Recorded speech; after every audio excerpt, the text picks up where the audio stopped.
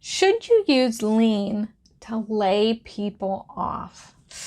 This is a tough question. This is one that I've heard from a lot of people, often behind my back, often in the coffee room or the water cooler, right? This is what people are concerned about when they bring continuous improvement into an organization.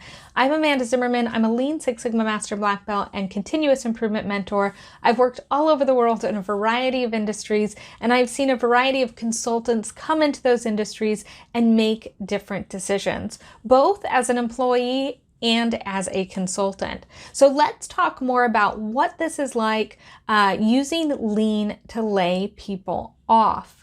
When I first started in continuous improvement, we had an organization, a consulting firm, come in to make some changes to lean the organization. Now, in the Lean Six Sigma team, we were not involved in this. This was an outside agency, but they were using some tools that we may see as familiar in our Lean Six Sigma tool set.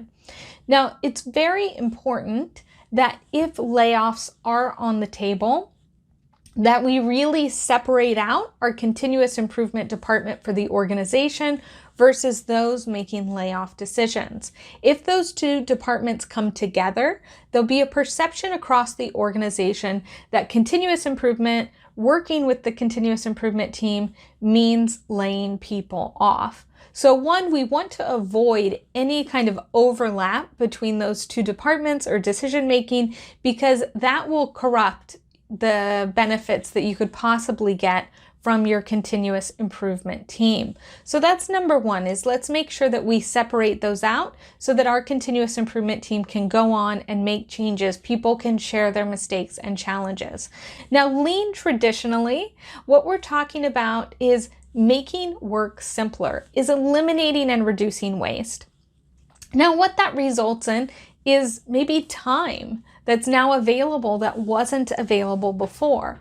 Now, the intent of using lean wouldn't be to use that time to reduce our headcount. It would actually be to use that more effectively so that we could serve more customers, right? So that we would reallocate staff so that they would be in the right places to give the most benefit to customers. So within lean, I really encourage you to think about using it as a leveraging tool that way, and not using it to directly identify which people need to be laid off when.